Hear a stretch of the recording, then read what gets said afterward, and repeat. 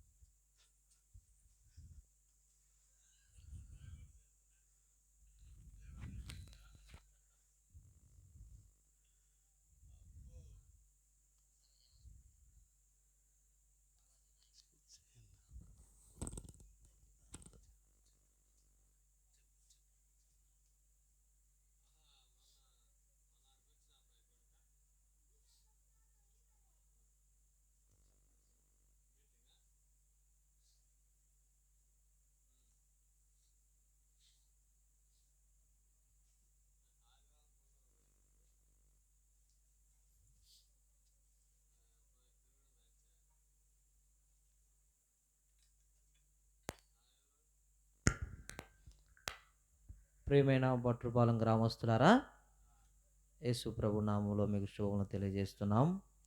ఈ సాయంకాలం వేళ బాలాజీ నాయక్ అన్న వారి గృహం దగ్గర సువార్త కూడిక, ప్రార్థనా కూడిక జరుగుతుంది కాబట్టి మిమ్మల్ని అందరినీ కూడా యేసు ప్రభు నామంలో ప్రేమతో ఆహ్వానిస్తున్నాం. అందరూ కూడా రండి, చక్కగా దేవుని వాక్యం విని మేలు పొందవలసిందిగా మనం చేస్తున్నాం.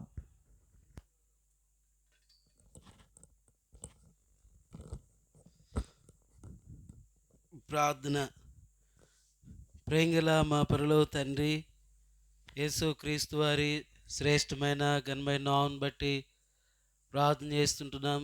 ప్రియ తండ్రి, ప్రభు దినములో మీరు మాకు ఇచ్చిన నీ కృపాంతని బట్టి స్తోత్రాలు. అయా యెహోవా యొక్క కనులు సంవత్సరాది మొదలుకొని సంవత్సరాంతి వరకు కూడా ప్రభా మా మీద ఉన్నట్లుగా మీకు కనిక్రమిస్తున్నందుకు కొరకై స్తోత్రాలు. ప్రియ తండ్రి, ప్రభా ప్రేమించి నవంబర్ మాసం ప్రభా 23వ తారీఖు వరకు కూడా మీరు కాపాడినారు, భద్రపరిచినారు. దయగల తండ్రి, సర్వలోకమునకు వెళ్ళి సర్వ సృష్టికి సువార్తను ప్రకటించడాన్ని మీరు జ్ఞాపకం చేస్తున్నారు. ప్రభు వలన ప్రభా ఏదైతే మాకు మీరు అనుగ్రహించిన ప్రభా ధన్యతను బట్టి స్తోత్రములు చెల్లిస్తుంటున్నాం. ప్రభా మరణమును ప్రచురించినట్లుగా దయగల తండ్రి ఈ గొప్ప పనిని ఉదయకాల సమీన మీ దాసులంకుల ద్వారా ప్రభా మరి పనికత్తిలేడుల ప్రభా నిలకడగా ఉండే యొక్క అనుభవాన్ని మీరు జ్ఞాపకం చేసినందుకు కొరకై స్తోత్రాలు. సాయంకాలం బేతేలు ప్రభా సంఘము మీ దాసులుగా మీరు కనిక్రమించినారు. స్తోత్రములయ్యా. దయగల తండ్రి, మరి బాలనాయకన్ బట్టి స్తోత్రాలు. బేతేల యొక్క ప్రార్థన ప్రభా మీరు ఆలకించి అతి ప్రభా త్వరలోనే మంచి దయగల తండ్రి గృహాన్ని కూడిక కొరకై మీరు సిద్ధం చేసినందుకు కొరకై స్తోత్రాలు. ఈ రీతిగా దయగల తండ్రి రాబో కాలం ముందు నీకు మేలు కలుగునట్లుగా నిరీక్షణ ఉన్నదని మీరు జ్ఞాపకం చేసినందుకు కొరకై స్తోత్రాలు. రాగలిన దయగల తండ్రి మీ దాసులను వాళ్ళు మీ కృప ఇచ్చండి. ఈ సాయంకాల వేళ ప్రభా ఈ పట్టణంలో ఒక ఆత్మను రక్షణ పొందినట్లుగా సహాయం చేయండి. ప్రభా సార్వత్రిక సంఘముగా మీ యొక్క బిడలముగా సేవించే ధన్యత మీరు మాకు అనుగ్రహించినందుకు కొరకై స్తోత్రాలు. ప్రియ తండ్రి, మీ కృప చూపించండి. మీరు సెలవు ఇచ్చినారు, వారిలో ఒంటరైన వాడు 10,000 మీరు జ్ఞాపకం చేసినందుకు కొరకై స్తోత్రాలు. ప్రభా మరి సాయంకాల వేళ మీ దాసులను కూడా దయగల తండ్రి స్టీఫెన్ అను ప్రభా అభిషేకించి దయగల తండ్రి సాక్ష్యము వాక్యములో కూడా దయగల తండ్రి పట్టణానికి మీ కృప చూపించండి. మేలుకరంగా ఆశీర్వాదకరంగా చేయి ప్రభా. మీరు అక్కడ దయగల తండ్రి అనుకుని గడియల్లో ప్రభా మనిషి కుమారుడు వచ్చినని మీరు సెలవు ఇచ్చినారు.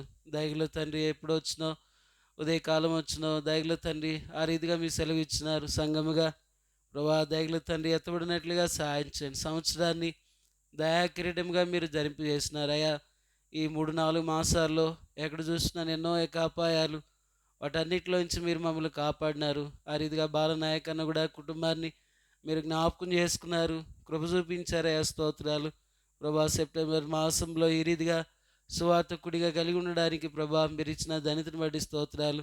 దీవెనకరంగా చేయండి. పాటల్లో మీ సన్నిధి అనుగ్రహించాయా. దయగల తండ్రి వారం అంతా కూడా ఒక దినము ప్రభు సన్నిధిలో గడుపుడు ద్వారా ప్రభా మీరు మా యొక్క కుటుంబాలను వ్యక్తిగతంగా దీవించి ఆస్వాదించి నీ మహిమాంత కొరకై మీరు మమ్మల్ని వాడుకునే దేవుడు అయినందు కొరకై స్తోత్రాలు.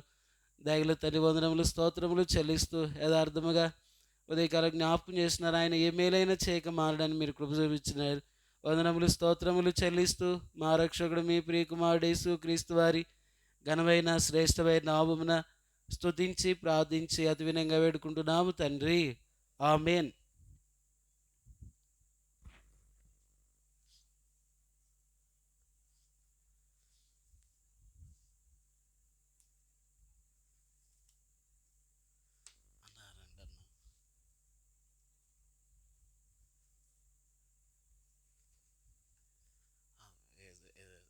ఏసేపు అన్న ఎదురన్న రండి అన్న.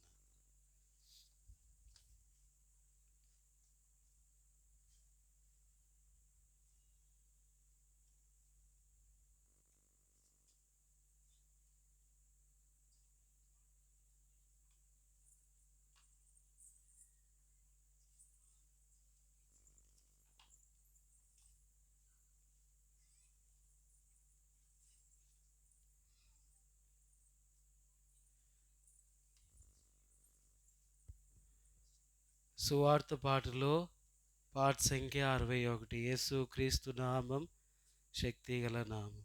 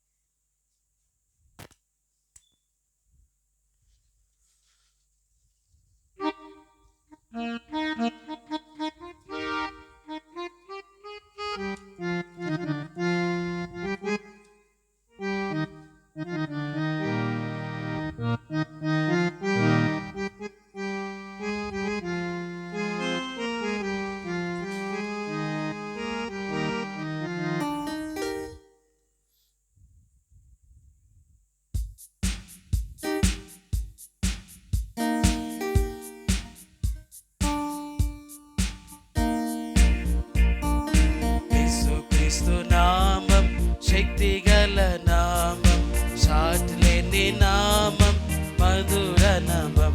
అయ్యా యేసుక్రీస్తు నామం, శక్తిగల నామం, సాటిలేని నామం, మధుర నామం. పాపము పోవును, భయమును పోవును, పాపము పోవును, భయమును పోవును, పరమ సంతోషము భక్తులకీచు, పరమ సంతోషం భక్తులకీచు. యేసుక్రీస్తు నామం, శక్తిగల నామం, సాటిలేని నామం, మధుర నామం.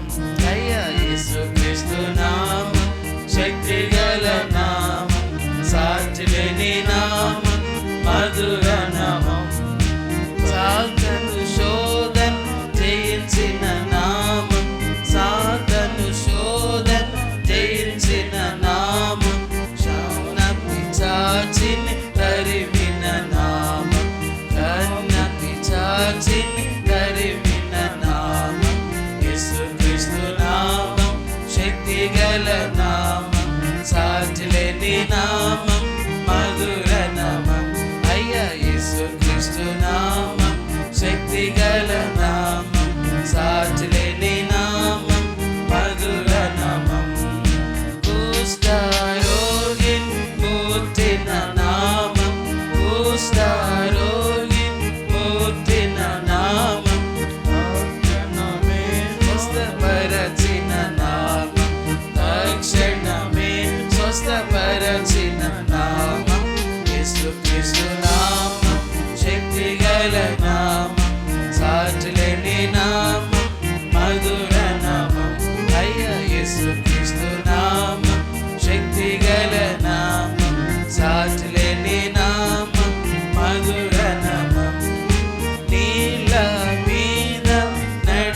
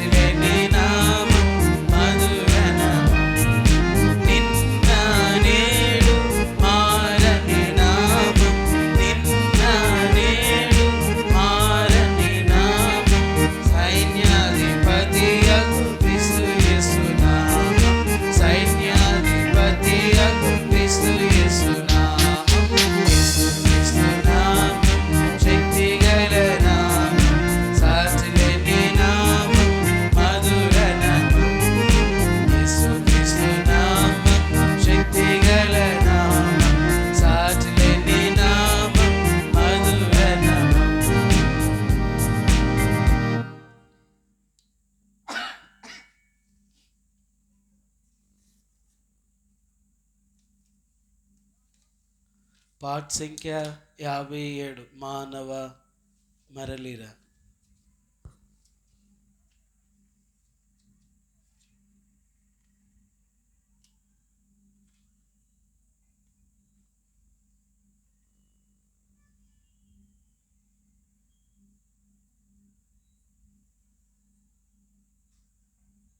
లాస్ట్లో చేర్చబడిన పాటలలో 14.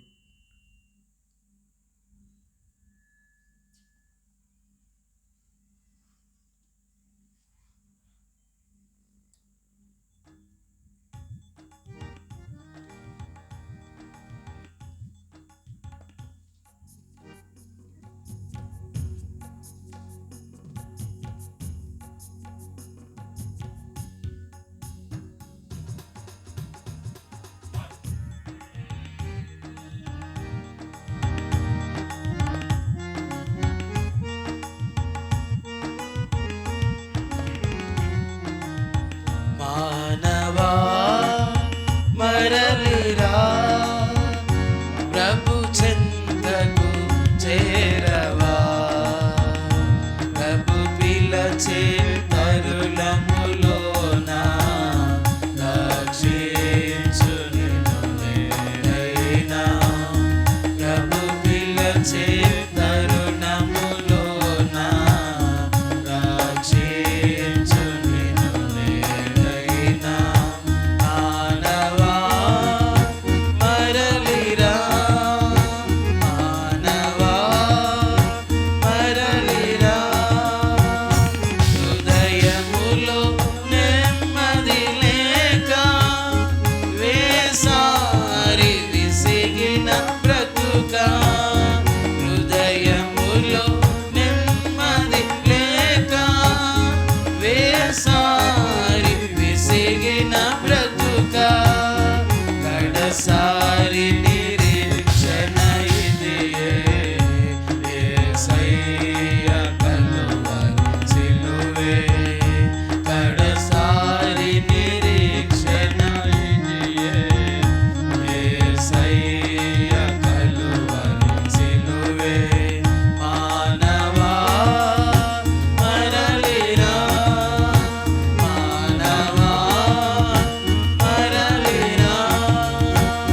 చుట్టుముట్టాయి వ్యాధుల వరస, దిక్కుతోచని మరణపు పడక. చుట్టుముట్టాయి వ్యాధుల వరస, దిక్కుతోచని మరణపు పడక. కడసారి నిరీక్షణ ఇదియే, యేసయ్య కలువరి సిలువే. కడసారి నిరీక్షణ ఇదియే, యేసయ్య కలువరి సిలువే. మానవా మరలిరా, మానవా మరలిరా. పాప భారము తోడ నిండి పగిలిపోతున్న నీ జీవ పాత్ర. పాప భారము తోడ నిండి పగిలిపోతున్న నీ జీవ పాత్ర. కడసారి నిరీక్షణ ఇదియే, యేసయ్య కలువరి సిలువే. కడసారి నిరీక్షణ ఇదియే, యేసయ్య కలువరి సిలువే. మానవా మరలిరా, మానవా మరలిరా. నా కత్తికి ఎదురే లేదని విరవీగుతుంటే, నా కత్తికి ఎదురే లేదని విరవీగుచు తిరుగుచునుంటే. గర్వం ననచు యేసు, హీనమయములో తిరుగు. గర్వం ననచు యేసు,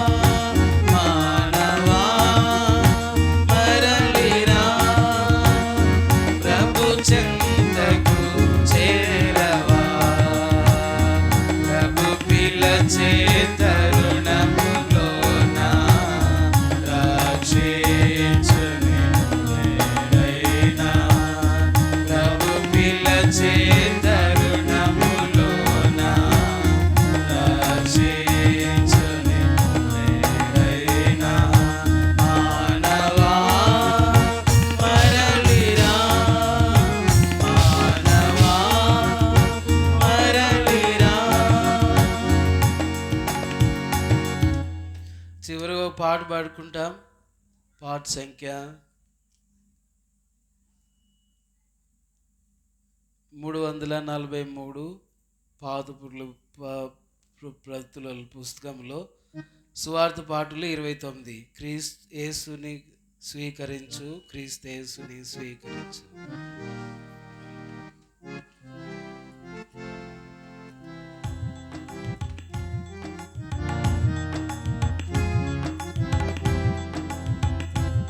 పాట సంఖ్య 29 343. యేసుని స్వీకరించు, క్రీస్తేసుని స్వీకరించు, నీ హృదయపు ద్వారం తెరువుము, భరితం తానే ప్రవేశించును. నీ హృదయపు ద్వారం తెరువుము, భరితం తానే ప్రవేశించును. కనికరమందై స్వాయుండు, నిన్ను వాత్సల్యముతో విమోచించును. కనికరమందై స్వాయుండు, నిన్ను వాత్సల్యముతో విమోచించును. భయంకరమైన పాపము నుండి విడిపింప నిన్ను వెదకి వచ్చే. భయంకరమైన పాపము నుండి విడిపింప నిన్ను వెదకి వచ్చే.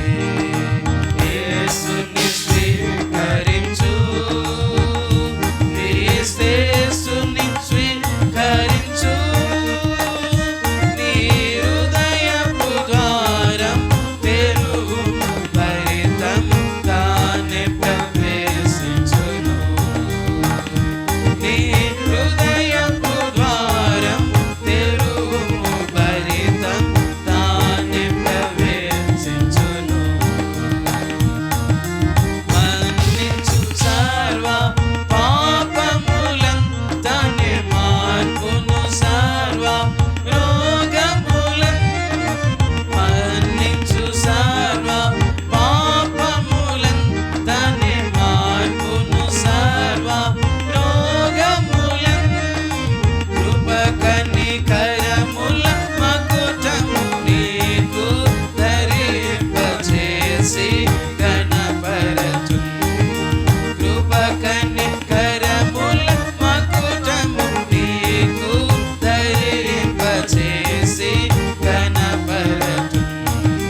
యేసుని స్వీకరించు, క్రీస్తేసుని స్వీకరించు, నీ హృదయపు ద్వారం తెరువుము, భరితం తానే ప్రవేశించును. నీ హృదయపు ద్వారం తెరువుము, భరితం తానే ప్రవేశించును. అందులకు దృష్టి కలుగచేసే, అంగహీనులను లేపి నడుమ చేసెన్. అందులకు దృష్టి కలుగచేసెన్, అంగహీనులను లేపి నడుమ చేసెన్. పలు విధములకు వ్యాధిగ్రస్తులకు స్వస్థతనిచ్చెన్ తక్షణమే. పలు విధములకు వ్యాధిగ్రస్తులకు స్వస్థతనిచ్చెన్ తక్షణమే. యేసుని స్వీకరించు, క్రీస్తేసుని స్వీకరించు, నీ హృదయపు ద్వారం తెరువుము, భరితం తానే ప్రవేశించును. నీ హృదయపు ద్వారం తెరువుము,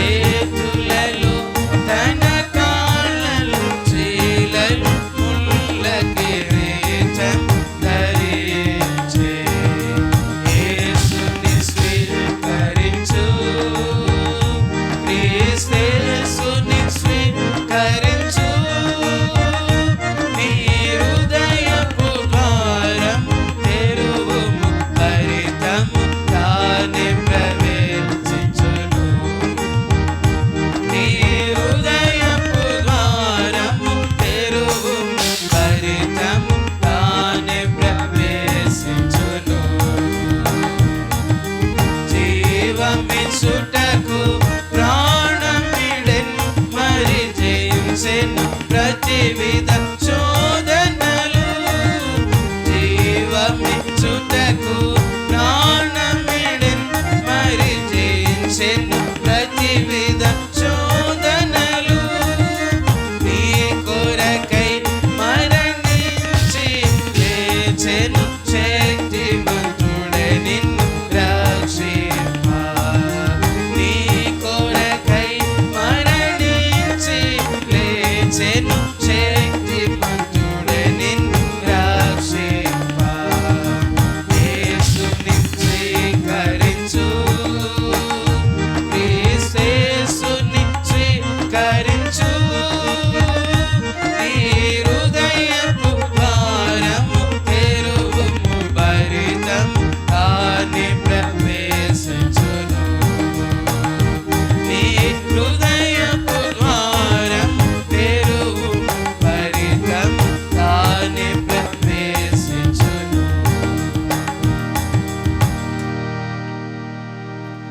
దేవుని యొక్క వాక్యం వింటాం. దైవ సేవకులు అన్నగారు కాబట్టి మేలువాగ్లో అన్న సేవ చేస్తున్నారు. అన్న దేవుని యొక్క వాక్యము సాక్ష్యమును అందిస్తారు.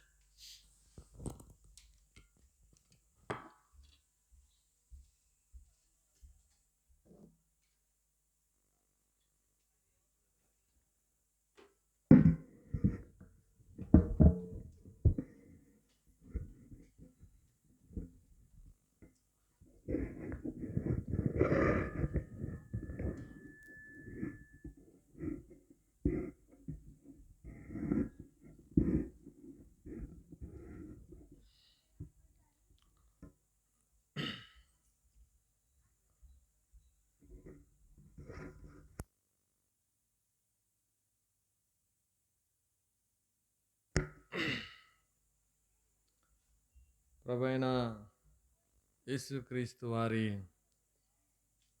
సర్వశక్తి కలిగిన పరిశుద్ధ నామములో మరి ఈ గ్రామంలో ఉన్న ప్రజలందరికీ అలాగనే ఈ మీటింగ్ స్థలంలో కూర్చున్న దేవుని బిడ్డలందరికీ ప్రభువైన యేసుక్రీస్తు వారి నామంలో నా యొక్క హృదయపూర్వకమైన వందనాలు తెలియజేస్తూ ఉన్నాను. ఈ రాత్రి ఒక మాటను మనము దేవుని వాక్యంలో నుంచి మనం చదువుకుంటాం. రోమీయులకు రాసిన పత్రిక 8వ అధ్యాయము 28వ వచనాన్ని అందరం కలిపి బిగరగా చదువుకుంటాం. రోమా 8:28. దేవుణ్ణి ప్రేమించు వారికి అనగా ఆయన సంకల్పం చొప్పున పిలువబడిన వారికి మేలు కలుగుటకై సమస్తమును సమకూడి జరుగుచున్నవని ఎరుగుదుము. అలాగే యెషయా గ్రంథము 42వ అధ్యాయము యెషయా గ్రంథము 42వ అధ్యాయము 6, 7, 8 వచనాలను అందరం కలిపి చదువుకుంటాం.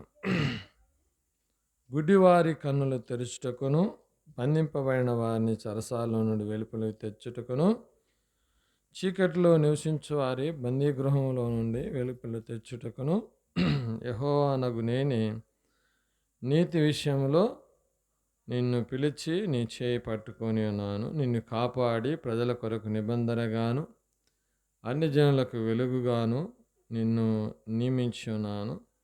యెహోవాను నేనే, ఇదే నా నామం, మరి ఎవనికి నా మహిమ నేను ఇచ్చువాడను కాను. నాకు రావలసిన స్తోత్రమును విగ్రహములకు చెందనేను. చిన్న ప్రార్థన చేసుకుంటాం. ప్రేమ కలిగిన మా ప్రియ పరలోకమందున్న మా తండ్రి, పరిశుద్ధుడు అయిన దేవ స్తోత్రాలు. నీ పరిశుద్ధ బంగారు పాదములకై స్తుతులు చెల్లిస్తున్నాం. మహా మంచి దేవుడవు, లోకరక్షకుడవు, పరము నుండి భూలోకానికి దిగి వచ్చిన దేవుడవు, పాపులమైన మమ్మల్ని మీరు ప్రేమించిన ఆయన నీ నిత్యరాజ్యం కొరకై, నీ మహిమ కొరకై నీ ఏర్పరచుకొని మీ రక్తం చేత మా పాపములను కడిగి పవిత్రపరిచి, దేవా మీరు ఇచ్చిన పరలోక రక్షణను బట్టి స్తోత్రాలు చెల్లిస్తున్నాం. ఈ రాత్రి నాయన ఈ బటుపాలాన్ని మీరు ప్రేమించి ఈ స్థలములో ఈ దీనదాసుడు మీరు రక్షించిన మీ విలువైన సాక్ష్యాన్ని, అలానే కొంత సమయం వాక్యాన్ని పంచుకొని ఉండగా నీ ప్రజలను ఉద్దేశించిన మాటలు, నీ ఏర్పాట్లు ఉన్న ప్రజలు కొంతమంది అయినా చీకట్లో నుంచి ఆశ్చర్యకరమైన వెలుగులోకి వారు నడిపించబడినట్లుగా మీరే వారిని దర్శించండి, వారితో మాట్లాడండి. అవసరమైన మాటలను అయ్యా మీరు అనుగ్రహించండి. నన్ను మీ స్వాధీనం ఉంచుకోండి. నీ ఆత్మ నడిపింపు సహాయం దయచేయండి. ఇను వారికి రక్షణ అయ్యా, నాకు ఆశీర్వాదం, సంఘానికి క్షేమము, మీకు మహిమ తెచ్చే విధంగా ఉండటకు సహాయపడుతున్నాం. చేరువచ్చిన వారిని బట్టి స్తోత్రాలు.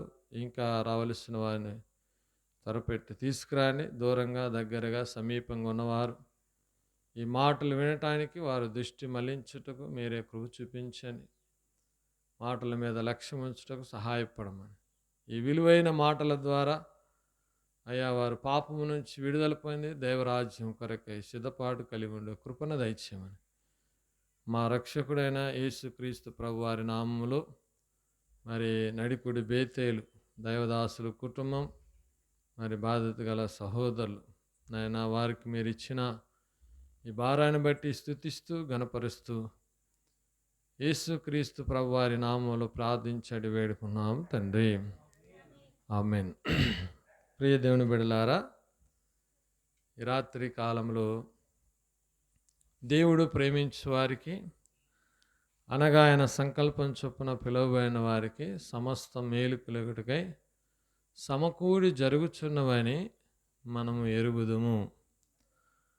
నిజానికి నేను మీ మధ్యలో సాక్ష్యం పంచుకోవటానికి ప్రభు ఈ రాత్రి కాలంలో ఆయన ఈ ప్రభు దినములో మరి ఈ అవకాశం నాకు ఇచ్చినందుకు దేవునికి నేను ఎంతగానో కృతజ్ఞుడినై ఉన్నాను. మాది ప్రకాశం జిల్లా పుల్లల చెరువు మండలము పిడిగిటి వారిపల్లి అనే చిన్న గ్రామము. మా ఊర్లో క్రైస్తవులు అనేవారు మరి ఓ చర్చి కానీ ఒక మసీదు కానీ మా ఊర్లో లేదు. కేవలము ఒక 100 ఇళ్ళు, 100 కుటుంబాలు సౌదరీసు, ఒక 40 కుటుంబాలు రెడ్డీసు, ఒక 30 కుటుంబాలు యాదవులు, ఒక 2 కుటుంబాలు మాత్రమే చాకలి వారు ఉంటారు. ఇంకా వేరే కులం లేదు, వేరే ఇక దేవుళ్ళు ఇవన్నీ ఏమి లేవు. మేము మా గ్రామంలో మాది ఒక సంపన్నమైన కుటుంబం. ఒక మాట చెప్పాలంటే మా తాతగారి పేరు కాకర్ల కోటయ్య. మా తాతగారికి 136 ఎకరాల పొలం ఉంది. 136 ఎకరాల పొలం. మేము మా తాతగారికి 6 కుమారులు, ఒక కుమార్తె, 6 కుమారులు. మా తాతగారు మరి 7 గ్రామాలకి ఆయన ప్రెసిడెంట్గా చేశాడు. ఇప్పుడు అది 3 పంచాయతీలుగా మార్చబడింది. ఒకప్పుడు 7 గ్రామాలుగా ఒకే పంచాయతీగా ఉన్నది. మా తాతగారు ప్రెసిడెంట్గా చేశాడు. ఆ చుట్టుపక్కల ప్రాంతాలలో మా తాతగారు అంటే చాలా పేరు, లోకరీతిగా పేరు ప్రఖ్యాతులు, దానాలు, ఎన్నో ధర్మాలు చేసేవాడు. శ్మశానానికి స్థలం ఇచ్చేవాడు. మరి గొర్రెల వాళ్ళు తోలుకోవడానికి దొడ్లకి స్థలం ఇచ్చాడు. అలానే మా ఊర్లో మరి జిల్లా పరిషత్ చైర్మన్ స్కూల్కి ఒక 3 ఎకరాలున్నర పొలం కూడా దానం ఇచ్చాడు. అంటే పేరు కోసం ఇవన్నీ ఆయన దానం చేస్తూ వచ్చాడు. అయితే 6 కుమారుల్లో నేను, మా నాన్న 5వ కుమారుడు. మా నాన్న పేరు లింగయ్య. మేము మా నాన్నగారికి ఆరుగురం. మా అన్నయ్య, తర్వాత మా అక్క, తర్వాత ఒక అన్న, తర్వాత ఒక అక్క, తర్వాత నేను, తర్వాత మా చెల్లెలు. అయితే మొదట ఇద్దరు ఉన్నారు, చివర్లో ఇద్దరు ఉన్నాం, మధ్యలో ఉన్న ఇద్దరు చనిపోయారు. చనిపోయారు. మేము నలుగురం మాత్రమే. అయితే మా అన్న, మా అక్క ఎవరు చదువుకోలే, మా చెల్లి. నేను ఒక్కడినే చిన్నప్పుడు నాకు కొంత ఆరోగ్యము బాగోలేక ఒక అర్ధరాత్రి మా అమ్మ, మా నాన్న, మా మామ RMP doctor, ayurvedic doctor, 2 doctor పనిచేసేవాడు మా మేనమామ. ఆయన మా ఊరు నుంచి 3 కిలోమీటర్లు ఉంటుంది పక్కన. అర్ధరాత్రి జోరు వర్షంలో నన్ను అక్కడ తీసుకెళ్ళి మా మామ వైద్యం చేశాడు. దేవుని దయ వల్ల నేను బ్రతికాను. చనిపోవలసిన నేను బ్రతికాను. మా అమ్మ అప్పుడప్పుడు అనేది, నీవు ఇలాంటి వాడివని తెలిస్తే అప్పుడే మేము మా అన్నయ్య దగ్గర తీసుకెళ్ళకుండా ఉంటే చచ్చిపోయేవాడి, మేము ప్రశాంతంగా ఉండేవాళ్ళం అనేది. ఎందుకంటే తర్వాత చెప్తాను ఎందుకు ఆ మాట అన్నదని. అలాగా మేము చిన్నప్పటి నుంచి మరి మా తల్లిదండ్రులు మరి నాకు నేర్పిన భక్తి వైరాగ్యాల్లో నేను మరి కొంత బాగా ఆసక్తిగా ఉండేవాడిని. నా పేరు కూడా మా తాత పేరు కలిసి వచ్చేలాగా కాకర్ల కోటేశ్వరరావు చౌదరిని పెట్టారు. అంటే తోకలు ఉంటాయి పల్లెటూర్లలో, రెడ్డీసు, ఇలా కులాలకు ఏమి తక్కువ ఉండదండి. ఈ తోకల వల్ల మేలేముండదు. మన మొహాల మీద ఎవరు కూడా కులమని రాయరు, కానీ అలా పెట్టేవారు. అయితే ఇప్పుడు నేను ప్రభు అయిన యేసుక్రీస్తు వారిని నా హృదయంలో చేర్చుకోవటం ద్వారా నా పేరు స్టీఫెన్ పాల్గా మార్చబడినది. ఇప్పుడు నా పేరు మారింది, నా జీవితం మారింది, నా బ్రతుకు మారింది. నేను ఈ క్షణం చనిపోతే పరలోకంలో దేవునితో ఉంటాననే నిరీక్షణ నాకున్నది. అందుకనే చిన్నప్పుడు మా తల్లిదండ్రులు చూపించే ఆ భక్తి వైరాగ్యాలు మేము బాగా ఆసక్తిగా ఉన్నాం. ఇంకా మీరు తెలుసుకోవాలంటే ఇప్పుడు మన కారంపొడి ఉందా, కారంపొడిలో 3-4 రోజుల నుంచి పండగ బాగా బీభత్సంగా జరుగుతుంది. చెన్నకేశవుల ఈర్ల కొలుపు అంటారు. అది మా కులదైవము, మా కులదైవం. అయితే 5 సంవత్సరాలకు ఒకసారి మా ఊరు నుంచి పక్కన ఊరికి వెళ్ళి మేము ఆ కొలుపు చేసేవాళ్ళం. మా ఇంట్లోకి ఎవరైనా మజ్జిగొచ్చినా, ఏదన్నా కొంచెం అంటుముట్టు అంటారు చూడండి, అలాగొచ్చినా కానీ మా గేదెలు పాలేవు, మా ఇంట్లో ఏదో ఒక నష్టం జరిగేది. అప్పుడు మా అమ్మ, మా నాన్న మళ్ళా వాళ్ళు స్నానం చేసి పూజ చేసి శాంతి చేస్తే కొంత నెమ్మది దొరికేది. ఇలాగ కొలుపు జరిగేటప్పుడు మా నాన్న ఇంత పొడుగు ఈర్ల కత్తి తీసుకొని మా నాన్న సాన చేసేవాడు. అంటే మా నాన్న కత్తి తీసుకుని నరుక్కునేవాడు. నరుక్కుంటే ఎక్కడ తెగేది కాదండి, ఎక్కడ తెగేది కాదు. ఒకవేళ ఏదైనా తెగినా కానీ అక్కడ చిన్న పసుపు అట్లా రాస్తే ఆ రక్తం ఆగిపోయేది. అలాంటి వైరాగ్యంలో మేము భక్తిలో కొనసాగుతూ ఉన్నాము. ఆ తర్వాత ఆ భక్తి నుంచి కూడా దేవుడు మమ్మల్ని విడిపించాడు. ఒకరోజు మా నాన్న వీళ్ళందరూ ఎడ్ల బండి కట్టుకొని ఆ దూర ప్రాంతంలో ఉన్న ఆ గ్రామానికి వెళ్ళి కొలుపు చేస్తామంటే మా వాళ్ళు కూడా మా ఇంటి పేరటోళ్ళే, ఏరూరు రోడ్డు ఏట వెనక్కోయాలనేసరికి మా నాన్నకు కోపం వచ్చింది. అందరం ఒకటే కదా, దీనికాడ కూడా తారతమ్యాలు చూపిస్తారా మీరు, అసలు మీ మొహమే చూడమని చెప్పేసి మా నాన్న ఆ ఎద్దుల బండి కట్టుకొని ఇంకా పండగ చేయలేదు, ఏమి చేయలేదు. ఇక మా నాన్న అంత పెడవడు, అది కట్టుకొని వచ్చేసాడు. ఇక పండగ చేయం, మీతో మేము కలవమని ఆనాటి నుంచి ఈనాటికి కూడా దాని నుంచి దేవుడు ముందుగానే ఒక ప్రణాళిక ద్వారా తొలగించినాడు. ఆ తర్వాత మాకు తిరుపతి సంవత్సరం వెళ్ళేవాళ్ళం. మాకు పక్కన ఉన్న శ్రీశైలం దగ్గర శ్రీశైలం వెళ్ళేవాళ్ళం. ఇలాగ మా నాన్న నర్సరాపేట కోటప్పకొండ, మా తాత పేరు కోటయ్య గనక అక్కడ కూడా కోటయ్య స్వామి అని అక్కడ కూడా వెళ్ళేవారు శివరాత్రి అప్పుడు. ఇట్లాగా మేము భక్తి వైరాగ్యంలో కొనసాగుతున్నప్పుడు ఆ భక్తి నాకు కూడా అబ్బింది. ఉగాది పండుగ వచ్చిందనుకోండి, మన తల్లిదండ్రులు ఏం చేస్తారు చెప్పండి? ఆ? పోయి దీపారాధన చేసి ఒక 3 ఇస్తర్లు పెడతారు. 3 ఇస్తర్లు పెట్టి 3 ఇస్తర్లో పాయసం పెడతారు. టెంకాయ కొట్టి ఊది సాంబ్రాణి వేసి అప్పుడు వాళ్ళు అక్కడ ఉండరు. పూజ చేసిన తర్వాత మీకు తెలిసే ఉంటుందండి. వాళ్ళు ఆ ఇంట్లో ఉండకుండా కొంచెం బయటకు వచ్చి ఇట్లా తలుపు ఉంటుంది కదా, తలుపు కొంచెం వారాకిలుగా వేస్తారు. నేను చిన్న పిల్లగాడిగా అది అంత వయసులో ఉన్నప్పుడు, అమ్మ నాన్న ఎందుకు మీరు అలాగా నాకేంటంటే ఆకలి అవుతూ ఉంటుంది.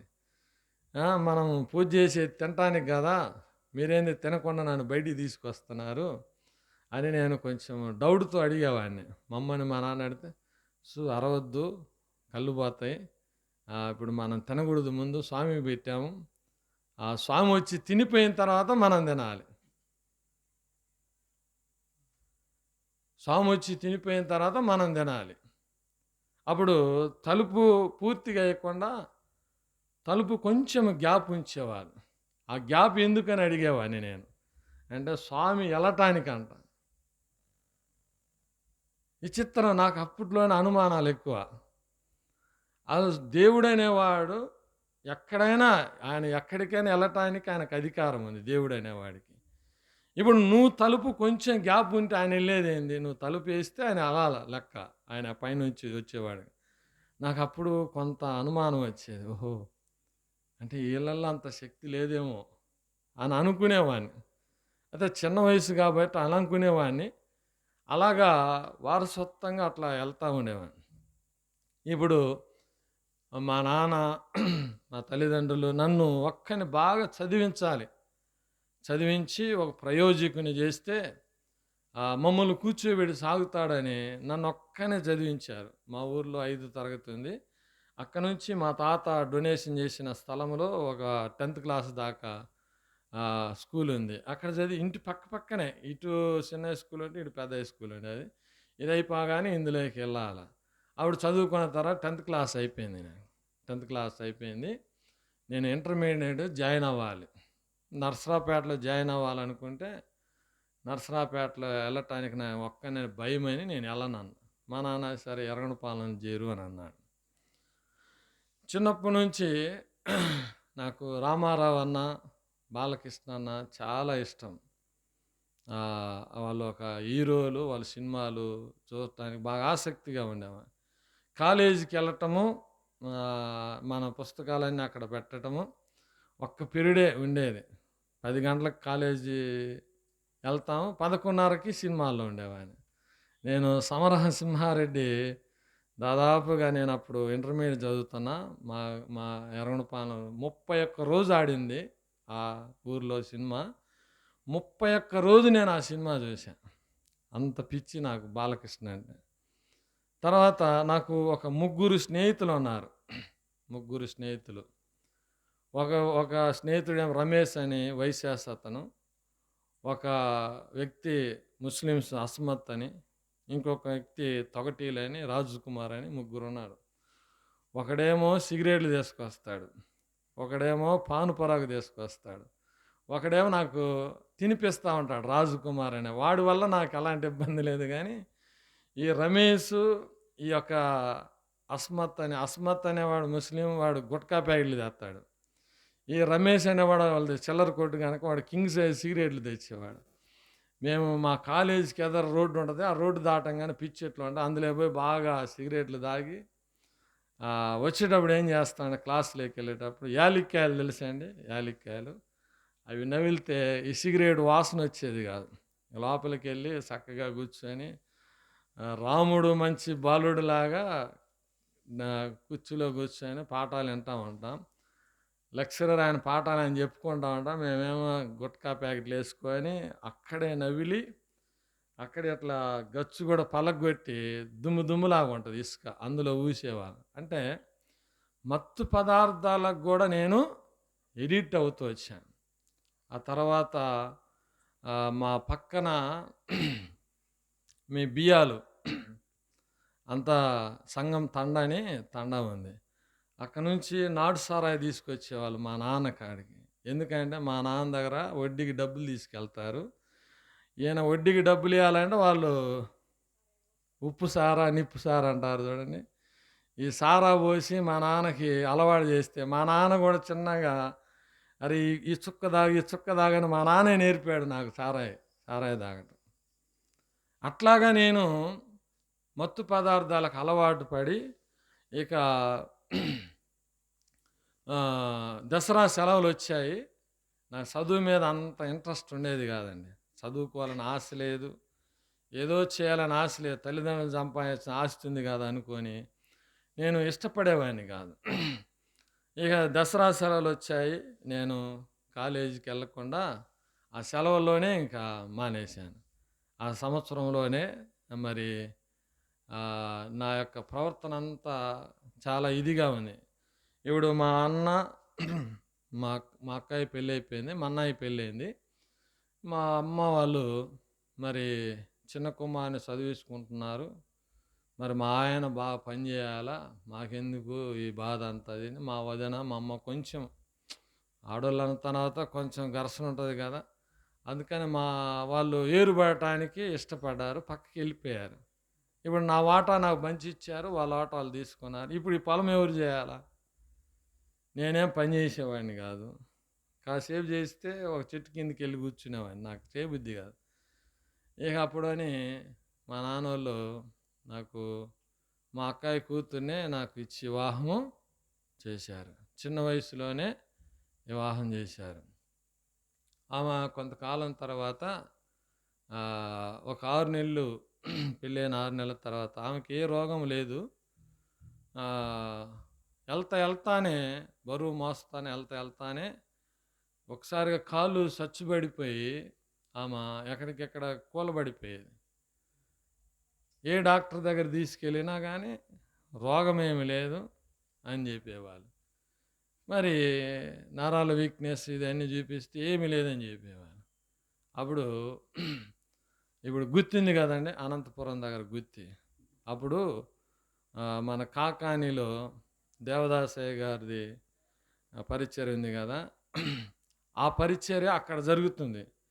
మా ఊర్లో స్వస్థతలు అంటే యేసుప్రభు వారి దగ్గరికి వెళితే మనలను బాగు చేస్తాడు, మన రోగాలు పోతాయని ఒక విశ్వాసంతో అక్కడికి వెళ్ళేవారు. మార్కాపురం వెళ్ళి మార్కాపురంలో 10 రూపాయలు ఇస్తే చక్కగా వీళ్ళు డోన్లో దిగి అక్కడికి వెళ్ళేవాళ్ళు.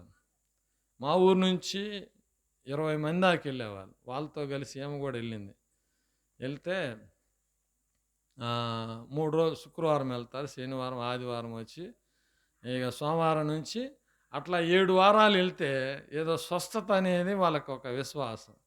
ఇప్పుడు ఆమె వెళ్ళొచ్చి సాయంకాలం పూట ఇదే సమయంలో స్నానం చేసి ముసుగేసుకొని ఈ కొబ్బరి నూనె డబ్బా తెచ్చుకుంటారు. అది ఇట్లా పూసుకొని కాలికి ఇట్లా పూసుకొని ప్రార్థన చేస్తామంటే ముసుగేసుకొని నేను ఒక మాట అనేవాడిని, నేను బ్రతికున్నాను, ముసుగు ఎవరు వేసుకుంటారు చెప్పండి? హిందువుల ఆచారం ప్రకారం భర్త చనిపోతే ముండ ముసుగు వేసుకుంటారు. నేను బ్రతికే ఉన్నా కదా, నేను బ్రతుకుంటే నువ్వు ముండ ముసుగు వేసుకునేది ఎందుకు? నేను చచ్చిపోతే కదా. మనకు 33.5 కోట్ల మంది దేవతలు దేవీ దేవతలు ఉన్నారు, నువ్వు వెళ్ళి కులం తక్కువ దేవుని నమ్ముకునేది ఏందని ఆమె ప్రార్థన చేసుకోవటానికి నేను ఆటంకపరిచేవాడిని. కొన్ని రోజులు చూసింది, అప్పుడు ఆమె ప్రార్థన చేయకపోతే వాళ్ళు ఏం చేస్తారండి, మానేసింది. అయితే దేవుడు ప్రణాళిక ఎలా, తాను ఒకడు తెలిస్తే దైవము ఇంకోటి తెలిసిందని అప్పుడే దేవుడు నన్ను నా బిడ్డను వ్యతిరేకిస్తావని దేవుడు నన్ను అప్పు నుంచే నన్ను దర్శిస్తూ వచ్చాడు. ఆవిడ మానేసింది. ఇక మళ్ళా విగ్రహారాధన మేము చేస్తూ ఉన్నాం.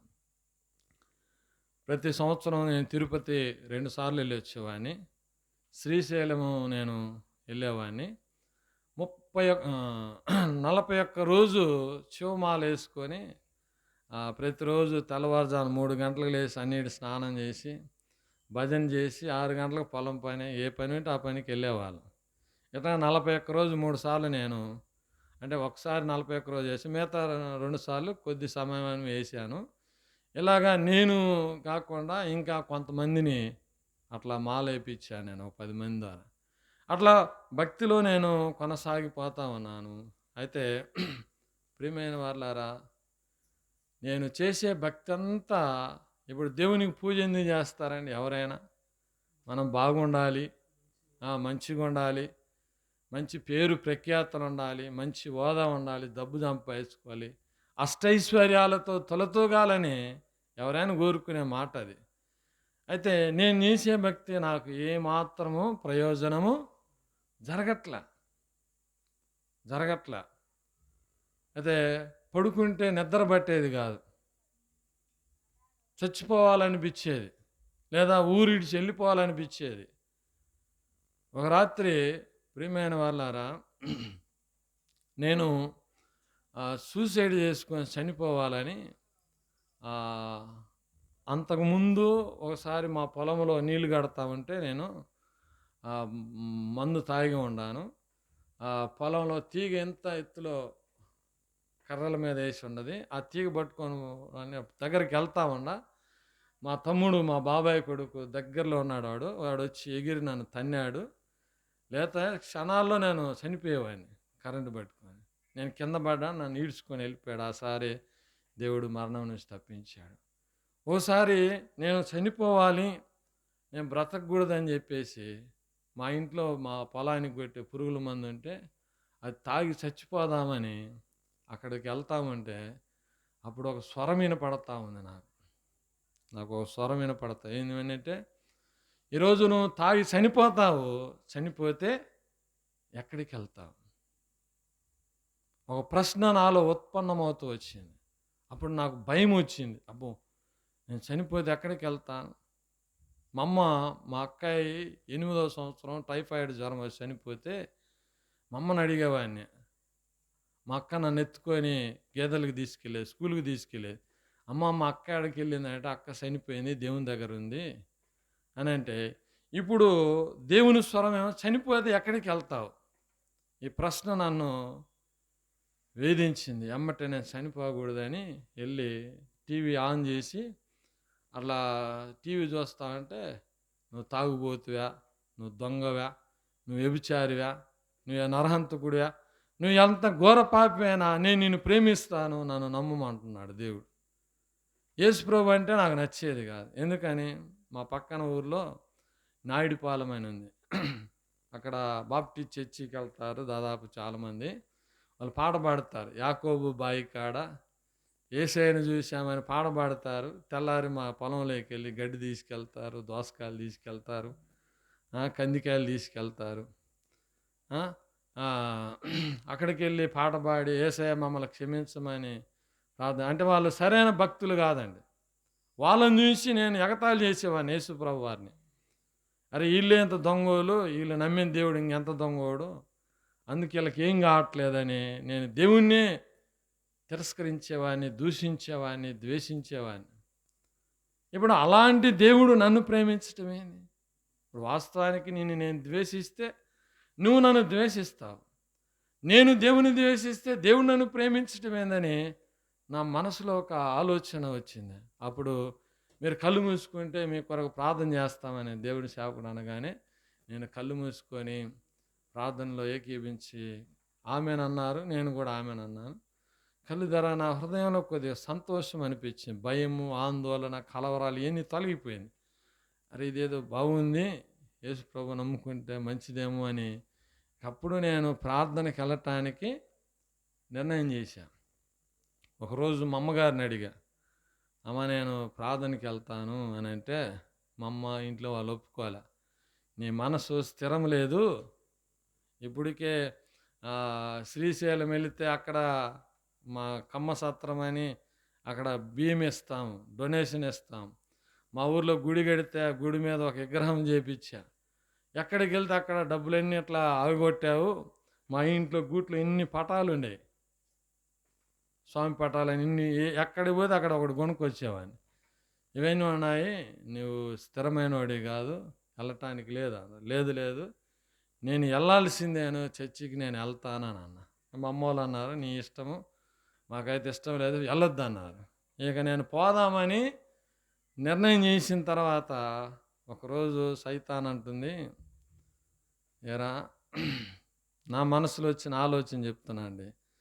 ఏరా నువ్వేంటి, నీ కులం ఏంటి, మీ తాతకున్న పేరేంటి, నువ్వెళ్ళి వాళ్ళ మధ్యలో కూర్చునేది ఏందిరా అనేసరికి, చూడండి దేవుని దగ్గరికి వెళ్ళటానికి, ఒక మంచి స్థానంలోకి వెళ్ళటానికి, జీవితాన్ని మార్చుకోవడానికి వెళ్ళటానికి నేను వెళ్తా ఉంటే సైతాన్ అంటుంది కులమనే అహంభావాన్ని తీసుకొచ్చిందండి.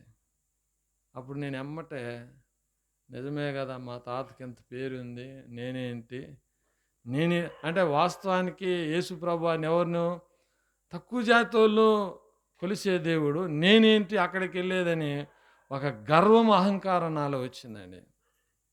నాకు దేవుడు వద్దు, నాకు ఏం వద్దు అని చెప్పేసి ఇక చర్చికి వెళ్ళటము, ఆ ఆలోచనే నేను పక్కకి వెళ్ళిపోయాను, వెళ్ళటం మానేసి.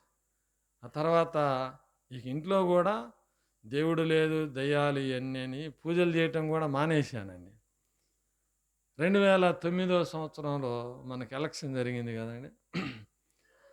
2004 సంవత్సరం దాకా నారా చంద్రబాబు నాయుడు ముఖ్యమంత్రి, 2004లో రాజశేఖర రెడ్డి ముఖ్యమంత్రి అయ్యాడు. 2009లో ఎలక్షన్ జరిగింది. మా తాత ఉన్నప్పుడు సిపిఎం పార్టీ మాది. మా ఎన్టీ రామారావు పార్టీ పెట్టిన తర్వాత మేము టీడీపీ. అప్పటి నుంచి మాకు చంద్రబాబు నాయుడు, రామారావు అన్నా కూడా నాకు అంత ఇష్టం ఉండేది కాదు, కానీ చంద్రబాబు నాయుడు అంటే నాకు చాలా ఇష్టం. అప్పట్లో లంచాలు లేకుండా కొంచెం అధికారులను బాగా పరుగులెత్తించి పని చేయించేవాడని, మా నాన్నకు పాస్ పుస్తకం చేయటం, మా 16 ఎకరాల పొలము 150 రూపాయలు చేశాడు పాస్ పుస్తకం. రాజశేఖర రెడ్డి టైంలో మా అన్నది మా నాన్న ఆస్తి మా ఇద్దరి పేరు మీద మార్చడానికి 10,000 లంచం తీసుకున్నాను. అందుకని నాకు ఈయనంటే ఇష్టం ఉండేది, కానీ ఆయనంటే ఇష్టం, కులమో లేకపోతే ఇంకోటి ఏదో మొత్తానికి ఇష్టం. అయితే 2009లో ఎలక్షన్ జరిగితే నాకు మా అన్నయ్య, మా తాత తర్వాత మా అన్నయ్య, ఇప్పటికి కూడా ఆయన ప్రెసిడెంటే మా ఊర్లో.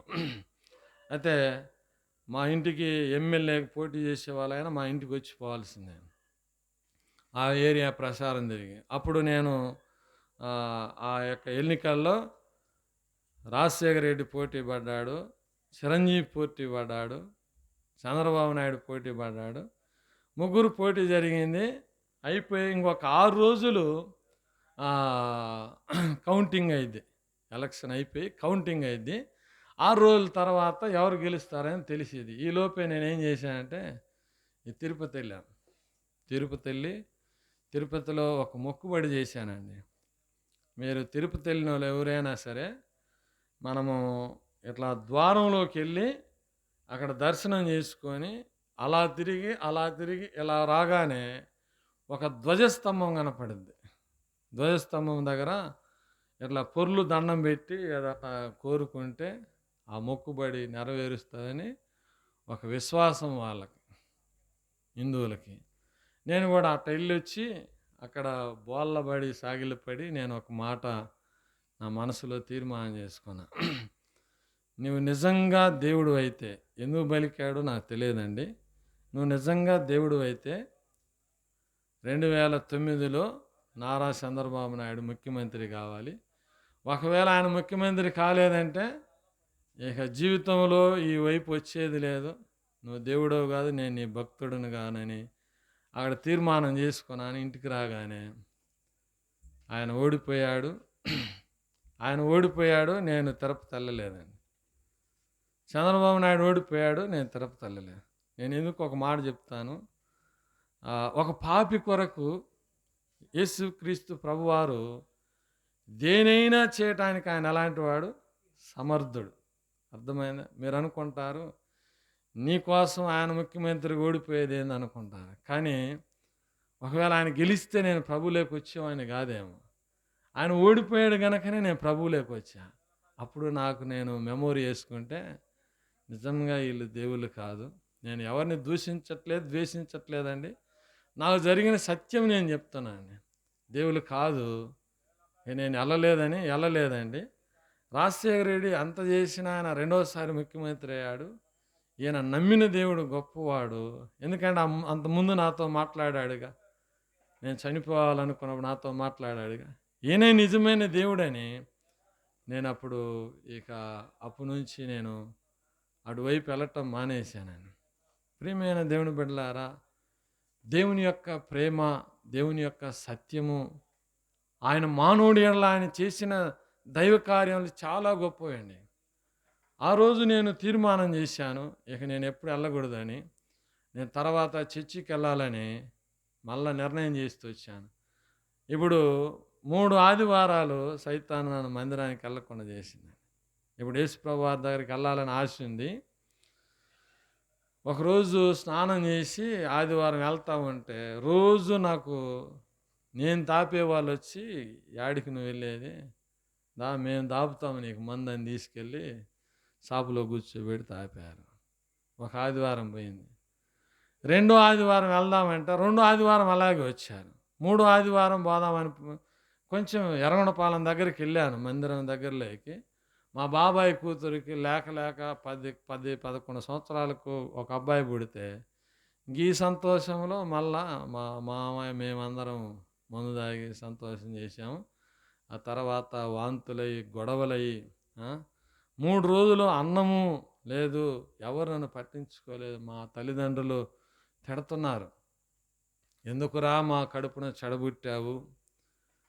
మా నాన్నగారు, మేము ఎప్పుడు కూడా మా నాన్నగారికి ఇంత అవమానం తేలేదు, ఎవరు మమ్మల్ని ఏలెత్తి చూపలేదు.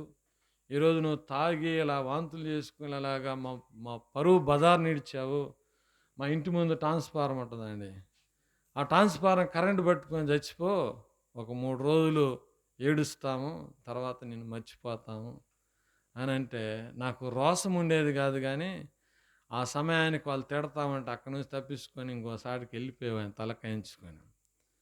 అలా నా తల్లిదండ్రులు నన్ను దేశించినా కూడా ప్రభువు నన్ను ఏం చేశాడండి, ప్రేమించినాడు. ఇక అప్పుడు దేవుని స్వరం వినపడతా ఉంది, చాలా అవమానము, ఇంకేమైనా కావాలంటున్నాడు యేసు ప్రభు వారు. అప్పుడు లేదు ప్రభువా, నేను నీ దగ్గరకు వస్తాను అని చెప్పేసి ఇక నెక్స్ట్ వారం తీర్మానం చేసుకొని, ఈసారి మెయిన్ రోడ్లో వెళ్తే వీళ్ళందరూ వస్తారని దేవుడు నాకు ఒక ఆలోచన ఇచ్చి, షార్ట్ కట్ రూట్ ఉంది మా పొలాల్లో నుంచి. ఒక ఊరు దాటితే ఇంక మా వాళ్ళు ఎవరు కనపడరు నాకు. ఇంకా ఆ షార్ట్ కట్ రూట్లో నేను వెళ్ళిపోయాను, ఎర్రగొండపాలెం వెళ్ళాను. మందిరం లోపలికి ఉంటుంది, ఎబ్రోను సహవాసము లోపలికి ఉంటుంది. చాలా మందిరాలు ఉన్నాయి కానీ ఎందుకంటే బయట చర్చిలో కనపడే చర్చిలోకి నేను వెళ్తే నన్ను ఎగతాళి చేస్తారని ఇది ఒక భయం కూడా ఉంది. ఇది లోపలికి ఉండిద్ది సందులో. అక్కడికి అది ఎలా చూశానంటే, నేను లోకంలో ఉన్నప్పుడు తాగి తిరిగేటప్పుడు ఆ సందులో నుంచి వెళ్ళేవాడిని రెస్టారెంట్లోకి. ఈ చర్చి కనపడేది, అది ఇదేదో లోపల ఉంది, ఇక్కడికి పోతే ఎవరు చూడలేని చర్చి దగ్గరికి వెళ్ళి బండి ఆపి లోపలికి వెళ్దామంటే నాకు భయం ఉందండి, వెళ్ళటానికి భయంగా ఉంది. ఎందుకు చెప్పండి, చర్చిలోకి వెళ్ళటానికి భయం ఎందుకు? ఎందుకంటే నేను మాల వేసుకొని నేను భజన చేస్తామంటే ఒక క్రైస్తవుడు నా కోసం వచ్చాడు. అతను మా గుళ్ళోకి వచ్చాడు. అతను, నువ్వు కులం తక్కువడివి, నువ్వు మా గుళ్ళోకి వస్తావని వాడు సొక్కా పట్టుకొని ఈడ్చి కింద పడేశానని. ఇప్పుడు నేను వాళ్ళ చర్చిలోకి వెళ్తే నన్ను కూడా ఆడ చేస్తారేమో అని నాకు భయం ఉంది. అంతే కదా, నేను చేస్తే వాళ్ళు చేస్తారేమో, సో వాళ్ళ దాంట్లోకి రానియరేమో అని నాకు ఒక భయం ఉంది. అప్పుడు ఒక బ్రదరు ఇంకో గేట్లో నుంచి అట్లా వెళ్తున్నాడు, నేను ఈ గేటు దగ్గర ఉన్నాను. బ్రదరు ఇలా ఒకసారి అన్నాను ఇట్లా రమ్మంటే ఆయన నాకు దగ్గరికి వచ్చాడు. నేను లోపలికి రావచ్చా చర్చి లేకంటే, రావచ్చు అన్న, ఎవరు ఏమన్నారు, రావచ్చు అన్న. అప్పుడు మీ నడికుడిలో చేసిపోయిన మార్క్ అనే మాకు సేవకుడు ఆయన నేను వెళ్ళేసరికి లోపలికి వాళ్ళు ఆరాధన పాటలు పాడుతూ ఉన్నారు. అప్పుడు ఆరాధన వర్తమానం ముందు ఇక నేను లోపలికి అట్లా ఒక అడుగు వేసానండి. నాలో ఒక స్పిరిట్, అంటే డెవిల్ స్పిరిట్ నన్ను విడిచి వెళ్ళిపోయినట్టు, ఒక ప్రభావం నాలో నుంచి వెళ్ళిపోయినట్టు అనిపించింది. ఇంకా నాకు లోపలికి వెళితే ఇంకా భయం లేదు, అప్పుడు దాకా భయం ఉంది. గేటు దాటంగానే లోపలికి వెళ్ళగానే స్పిరిట్ దయ్యం నాలోంచి వేరుపడి వెళ్ళిపోయినట్లుగా. అప్పుడు లోపలికి వెళ్ళగానే మొట్టమొదటిగా నేను చదివిన వాక్యం ఏంటంటే, మా చర్చిలో నా మందిరము సమస్త జనులకు ప్రార్థనా మందిరము. నాలో ఏముంది చెప్పండి? ఈయన వాళ్ళకే దేవుడు, మనకి దేవుడు కాదని ఉంది కదండి. ఇప్పుడు నాలో ఉన్న ఆ కులం అనే అహంకారం పోవటానికి ఫస్ట్గా మాటగా దేవుడు నాతో ఆ మాట మాట్లాడగానే, అబ్బా అందరికీ దేవుడు ఈయన కొందరికి కాదని నాకు ఇంకా కొంచెం ధైర్యం వచ్చింది. అప్పుడు నేను లోపలికి వెళ్ళగానే వాళ్ళు ఇక పాటలు పాడుతూ ఉన్నారు, నేను కూర్చున్నాను. వాళ్ళు లేస్తే లేస్తున్నాను, కూర్చుంటున్నాను, మోకరిస్తే మోకరిస్తున్నాను. అయితే ఒకటి మాత్రం బల్ల మాత్రం నేను తీసుకోలేదు, కానీ చివర్లో అయిపోయినాక కానుక వేసాను వాళ్ళతో కలిసి. అప్పుడు మార్కన్న ఉంటే నేను మొట్టమొదటిసారిగా బైబిలు, పాటల పుస్తకం 2 అప్పట్లో 200 2 కలిసి కూడా కవర్లతో సహా 2009 జూన్ నెల 21వ తారీఖున నేను బైబిల్ కొన్నానండి. కొని నాకు అక్కడ మా ఫ్యామిలీ గురించి తెలిసిన టీచర్స్ అందరూ ఉన్నారు అక్కడ, బిలీవర్స్. వాళ్ళందరూ వచ్చి, ఏంది నువ్వు ఎక్కడికి వచ్చావు, మీరేంటి అని. వాళ్ళకు కూడా ఆశ్చర్యమే, మా గురించి తెలుసు కాబట్టి. అంటే లేదన్నా, నాకు ఎందుకో చర్చికి రావాలనిపించింది, వచ్చాను. ఇక నుంచి ప్రతి వారం నేను మందిరానికి వస్తాను అని అంటే, మంచిది అని వాళ్ళు సంతోషపడ్డారు. మార్కన్న దగ్గర తీసుకెళ్ళి ప్రార్థన చేయించారు.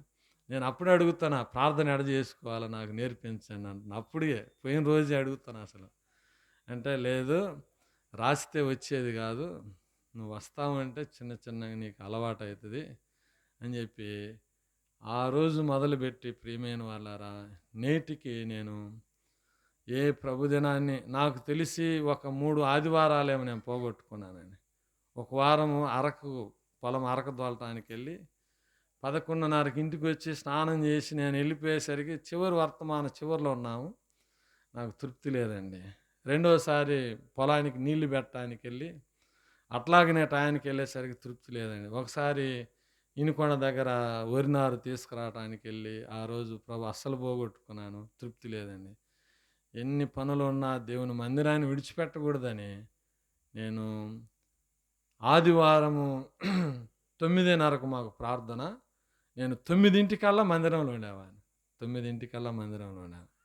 అరగంట ప్రార్థన చేసుకున్నాను, ప్రభువా నాతో ఏం మాట్లాడతావు, నువ్వు మాట్లాడను. అట్లా కంటిన్యూగా దేవుడు మధ్యలో మళ్ళీ నాకు బైక్ ఉంటుంది, పొలం పని చేసుకుంటూ చర్చి దగ్గరికి వెళ్తే అన్న కూర్చోబెట్టి ఒక గంట వాక్యం చెప్పేవాడు, ఒక పావుగంట ప్రార్థన చేసేవాడు. అన్న నేను ఇంటికి వెళ్తున్నానని చెప్పేసి అట్లా ప్రతిరోజు వెళ్ళేవాడిని. ఆదివారం కాకుండా మిగతా రోజుల్లో మధ్య సమయం 12-1 గంట ఆ సమయంలో వెళ్ళేవాడిని, కూర్చునేవాడిని. అట్లా నన్ను దేవుడు అన్న ద్వారా ప్రేమించి బలపరిచి చాలా నన్ను దైవికంగా పెంచుతూ వచ్చాడు. అట్లా నేను క్రమంగా వెళ్తా ఉంటే ఇంట్లో వాళ్ళు నా మారిన ప్రవర్తన చూశారు. అప్పుడు తాగా కదా, ఇప్పుడు చర్చికి వెళ్ళిన దగ్గర నుంచి నేను తాగట్లేదు. అప్పుడు చెప్పాను, నేను వచ్చేది కాదు, సిస్టర్ కూడా వచ్చేలా ప్రార్థన చేయి అది అని చెప్తే, మంచిది బ్రదర్ ప్రార్థన చేద్దామని చెప్పేసి అట్లా ప్రార్థన చేస్తే ఆమె కూడా నాతో పాటు మందిరానికి వచ్చింది. మా నాన్న చెబుతున్నాడు, మా చిన్నోడు యేసయ్య చర్చికి వెళ్ళాడు, వాడు తాగుడు మానుకున్నాడు, అసలు ఇంట్లో నుంచి బయటికే రావట్లేదు అంటున్నాడు. అప్పుడు దాకా ఏడున్నా నేను బజారులలో, బ్రాందీ షాపులలో, రాజకీయ గొడవలలో ఎక్కడెక్కడో అల్లరి చిల్లరిగా తిరిగాను. ఇప్పుడు యేసు ప్రభు వారు నమ్ముకున్న తర్వాత నా జీవితం మారిపోయిందండి. 3 స్థలాల్లో నా అడ్రస్ ఉంటుందండి. 1 ఇంట్లో ఉంటాను, 2 పొలంలో ఉంటాను, 3 చర్చిలో ఉంటాను. ఇంకెక్కడ కనపడను నేను, ఏ స్థలంలో కనపడను, ఏ వ్యక్తుల దగ్గరికి వెళ్ళను నేను. అట్లాగా దేవుని దగ్గరికి వెళ్ళిన రోజే ప్రియమైన వాళ్ళారా, మందు మానుకున్నా, సినిమా మానుకున్నా, చెడు తిరుగులు మానుకున్నా, ఏ పాపము నాలో ఉందో వాటన్నిటికీ నేను చెడు సహవాసాలన్నీ మానేసి యేసు ప్రభువారిని వెంబడించడం మొదలుపెట్టానండి. నా జీవితంలో దేవుడు ఎంత గొప్ప కార్యాలు. అప్పుడు దాకా చూడండి, నేను ఒకసారి పురుగుల మందు కంపెనీలో జాబ్ ఇవ్వమని పోతే, నీకెవడెత్తారా తాగుబోతోడికి అన్నాడు. ఇప్పుడు నేను యేసు ప్రభువారిని నమ్ముకున్న తర్వాత అతనే పిలిచి, ఒకసారి నువ్వు నన్ను అడిగావు కదా, ఇదిగో నేను నీకు జాబ్ ఇస్తారా అని చెప్పేసి పురుగుల మందు కంపెనీలో జాబ్ ఇచ్చాడు. ఫస్ట్ 8,000 ఇచ్చారు, తర్వాత సంవత్సరం 12,000 ఇచ్చారు, తర్వాత 15,000 ఇచ్చారు. 6 నెలలు ఖచ్చితంగా చేయాలి, ఇంకా 6 నెలలు చేయకుండా నాకు జీతం ఇచ్చేవాళ్ళు. కానీ అంతదాకా వెళ్ళనీయలేదు ప్రభు. నేను వెళ్ళిన సంవత్సరంలో నా జీవితం మార్చుకొని దేవుని సేవకులకు, వచ్చిన పరిచారకులకు అందరి పరిచర్య చేసేవాడిని. బాప్తీసం తీసుకోకుండానే నేను ఎంతో ఆత్మీయంగా ఉండేవాడిని, ఎంత నిక్కచ్చిగా ఉండేవాడిని దేవుని కోసం. సేవకులు అంటారు, బ్రదరు నువ్వు బాగా పరిచర్య చేస్తున్నావు, నీ వాగ్దానం ఏంది, బాప్తీసు వాగ్దానం అని అడిగితే నా బాప్తీసమే తీసుకోలేదు, నాకు వాగ్దానం ఎక్కడి నుంచి వచ్చిందంటే బలలో చేయమన్నారు. లేదు లేదు, ప్రభువు చెబితే నేను చేస్తా, ప్రభు చెప్పకుండా నేను చేయను. సంవత్సరం తర్వాత బాప్తీసు అని పేరు ఇచ్చే మార్కన్నకి మాకు సంవత్సరంలో మరి ఇయర్ ఎండింగ్లో స్కూల్ ఓపెనింగ్ టైంలో 3 రోజులు మీటింగ్స్ పెడతారు. ఆ టైంలో బాప్తీసం ఇస్తారు మాకు సంవత్సరానికి ఒకసారి. అన్న చెప్పాను, ఫస్ట్ రోజు మీటింగ్లో వాక్యం విన్నాను, రాత్రి 9:30కు వాక్యం అయిపోయి ఇంటికి వెళ్ళిపోయాను. 12 కిలోమీటర్లు ఉంటుంది మా ఊరికి. ఇంటికి వెళ్ళి దేవుణ్ణి అడుగుతున్నాను, ప్రభువా నాతో నువ్వు మాట్లాడు, నేను బాప్తీసం తీసుకోవాలంటే నువ్వు మాట్లాడితే నేను తీసుకుంటాను, నువ్వు మాట్లాడకపోతే నేను తీసుకోనని తీర్మానం చేసుకున్నాను. ప్రార్థన చేస్తామంటే చెబుతారుగా దేవుడి దగ్గర కన్నీళ్ళు కాసి ప్రార్థన చేస్తే దేవుడు ప్రార్థన ఆలకిస్తాడని. కన్నీరు గారుద్దామని ప్రార్థన ఏడుద్దామని నా కన్నీళ్ళలో నీళ్ళు రావట్లేదు అసలు. అరే కళ్ళం నీళ్ళు రావట్లేదని చెప్పేసి మా ఇంట్లో అమృతాంజం చేసా ఉంటే దాన్ని తీసుకొని కంట్లో పెట్టుకున్నా. అమృతాంజం మంటకి నీళ్ళు వస్తాయి రావండి, వస్తాయి అంటే యథార్థంగా రాలేదు కానీ అలా వచ్చినాయి. అయితే నాతో దేవుడు మాట్లాడలేదు అని చెప్పేసి నేను పనుకున్నది, ఈ పాపితో దేవుడు మాట్లాడని పనుకుంటే రాత్రి కాలం 3:34కు దేవుడు స్వరం వినపడతాను. రోమీయులకు రాసిన పత్రిక 6వ అధ్యాయం 4వ వచనం చదువు చదువు చదువు అంటున్నాడు దేవుడు. అప్పుడు చదివితే క్రీస్తు మృతులలో పాతిపెట్టి తిరిగి ఎలా లేపబడ్డాము, మనం కూడా అలా లేపబడాలని ప్రభు మాట్లాడాడు. తెల్లారి వెళ్ళి మా నాన్నని, మమ్మని, మా అక్కని అందరిని తీసుకెళ్ళి నేను బాప్తీసం తీసుకున్నానండి. దొంగతనంగా తీసుకోలే, యథార్థంగా మా తల్లిదండ్రులు ఎదుట, సంఘం ఎదుట, సైతాన్ ఎదుట నేను బాప్తీసం తీసుకున్నాను. తీసుకున్న నాటి నుంచి నాతో 12 మంది తీసుకురు, కానీ 12 మందిలో మేము 3 మాత్రమే మిగిలాం, మొత్తం పడిపోయాం. అంటే ఒక మాట ఎందుకు చెప్పాలంటే, నిజమైన పునాది మనం క్రీస్తులు వేసుకుంటే ఆ పునాది పరలోకం వెళ్ళేంత వరకు ఆ పునాది స్థిరంగా ఉండాలి. అలాగా నేను ప్రభువుని అమ్మడించేవాడిని, దేవుని ఇంటికి ఆత్మీయంగా వెళ్ళేవాడిని. దేవుడు నాకు ఎన్నో మేలు చేశాడు, ఎన్నో శ్రమలు వచ్చినాయి. దేవుడు నమ్ముకున్నాక అంత తేలిగ్గా ఉంటుందండి. నమ్ముకున్నాక ఎన్నో శ్రమలు వస్తే ఆ శ్రమలన్నిటిలో నుంచి నా ప్రభు నాకు మేలు చేస్తూ వచ్చాడు. ప్రియ దేవుని బిడ్డలారా, యేసుక్రీస్తు ప్రభువారంటే ఏదో కులం తక్కువల దేవుడని, పరాయి దేశము దేవుడని చాలామందిలో అపోహాలు ఉంటాయండి. యేసుక్రీస్తు ప్రభువారు అందరికీ ప్రభు. ఆయన ఎప్పుడైతే నాలో ఉన్న పాపము నా నుంచి బయటికి వెళ్ళిపోయిందో, నాలో ఉన్న అహంకారం బయటికి వెళ్ళిపోయిందో, నాలో ఉన్న గర్వం బయటికి వెళ్ళిపోయిందో, యేసు ప్రభువారు నాలోకి వచ్చాడో, ఇప్పుడు నాలో ఏమి లేదండి, కులము లేదు. అందరూ సహోదరులు, ఎవరింట్లో పెట్టినా కూడా తినేవాడిని. ఇప్పుడు ఒకప్పుడు మంచినీళ్ళు తాగటానికి కూడా ఇష్టపడాను. ఇప్పుడు ఎలా వచ్చింది చెప్పండి? కులం కూడిపెట్టిద్దా, మతం మనసు మార్చిద్దండి చెప్పండి? యేసుక్రీస్తు ప్రభువారే మన మనసును మార్చే దేవుడు. అంత గొప్ప దేవుని నేను ఎరిగాను గనక, ప్రియ దేవుని బిడ్డలారా, అప్పుడు దాకా నేను వ్యాపారాలు అవి ఇవి చేసి దాదాపుగా 10 లక్షల డబ్బులు పోగొట్టుకున్నాను. అయితే ఇప్పుడు ప్రభువుని ఎరిగిన తర్వాత ఇటు పొలం పని చేసుకునేవాని, ఇట్లా ఉద్యోగం చేసుకునేవాని, ఆ ఉద్యోగంలో వచ్చిన శాలరీతోటి ఈ పొలానికి పెట్టుబడి పెట్టుకొని ఇలాగ నేను సంపాదించుకుంటా ఉంటే మా తమ్ముడు వాళ్ళు అనేవాళ్ళు, వీడికాడు అమెరికోడు గట్టోడు దొరికాడు, బాగా సంపాదిస్తున్నాడు అని. అమెరికోడు దొరకలేదు కానీ నిజమైన దేవుడు దొరికాడు. నేను ఖర్చు పెట్టే ప్రతి రూపాయి దేవుడు నన్ను మిగిలించాడు. అంతకుముందు 1000 రూపాయలు ఖర్చు పెట్టాము, ఇప్పుడు నేను రూపాయి కూడా ఖర్చు పెట్టట్లా. అన్ని పొదుపు చేసి నేను ఇవ్వాల్సిన వారందరికి ఇచ్చేసి నా పంటకి అండి ఒక మాట మీకు చెప్పాలి. మన్నా ఇది నాది కాడిగెట్టే మా నాన్న పంచి ఇచ్చింది. వాడు 5 ఎకరాలు పత్తి వేసాడు, నేను 5 ఎకరాలు పత్తి వేసా. మా అన్నయ్య కష్టజీవి, వాడికి ఏ అలవాటు లేవు. ఒక సుట్ట తాగుతాడు, సుట్ట వేసుకుంటాడు, ఏ అలవాటు లేదు. లెగిస్తే పొలంలోనే ఉంటాడు, 24 గంటలు పని చేసుకుంటూ ఉంటాడు. నేను పని చేయటం తక్కువ, ప్రార్థన చేయటం ఎక్కువ. వాడు 4 సార్లు మందు కొడితే నేను ఒక్కసారే కొడతా, ప్రార్థన చేసి మందు కొడతా. పొలం చుట్టూ తిరిగి ప్రార్థన చేస్తా, ప్రభు అది పొలాన్ని ఏ తెగులు ఆశించకూడదని ప్రార్థన చేస్తే, మా ఇద్దరి పత్తి తీస్తే ప్రియమైన వాళ్ళారా, మన్న కంటే నాకు 7 క్వింటాలు ఎక్కువ పడితే ఊర్లో అందరికీ ఆశ్చర్యమే. అరే వీడు ఎప్పుడు గాలివాడు, వీడు పని చేయడు, వాడేమో పని చేస్తాడు, వాడికి తక్కువ పని, వీడు పని చేయడు, వీడితో ఇద్దరు పొలం ఒకటే మళ్ళా అని అంటే, ప్రియమైన వారి ఆశ్చర్యం ఏంటంటే, నా దేవుడు నాకు మా అన్న ఈ పొలం పక్కనే పడుకుంటాడు రేత్రి కావిలి, నేను ఏమాత్రం పడుకోను, చేను చుట్టూ తిరుగుతాను, దేవునికి స్తోత్రం స్తోత్రం అని చెప్పేసి చుట్టూ తిరిగి ప్రార్థన చేసి ఇంటికి వచ్చి పడుకుంటా. నా పొలంలోకి పందులు పోవు, మన పొలంలోకి పందులు పోయాయి. ఆశ్చర్యమే కాదండి? అంటే ప్రభువు మన కాపుదల, ప్రభువు మనల్ని బ్లెస్ చేస్తాడు, ప్రభువు కోసం మనం నిలబడితే దేవుడు కార్యం చేస్తాడు. అట్లా ఒకరోజు చూడండి, లోకం కూడా మళ్ళీ పరీక్షిస్తుందండి. మా పత్తి ఇంట్లో ఉంది, ఊర్లో అందరి పత్తులు ఏం కొడతారు చెప్పమని, కాటా రావడానికి ఏం చేస్తారు చెప్పండి, మన వాళ్ళు తెలివి పంపుతో నీళ్లు కొడతా ఉంటారు, బిందెలు నీళ్లు కొడతారు. నేను ఎప్పుడు కూడా తప్పు పని చేయనండి, ఎందుకని నేను దేవుని నమ్ముకున్నాను. ఇప్పుడు మా పొలంలో ఎలా ఉండదో పత్తి, మా ఇంట్లో కూడా అలాగే ఉండాలి.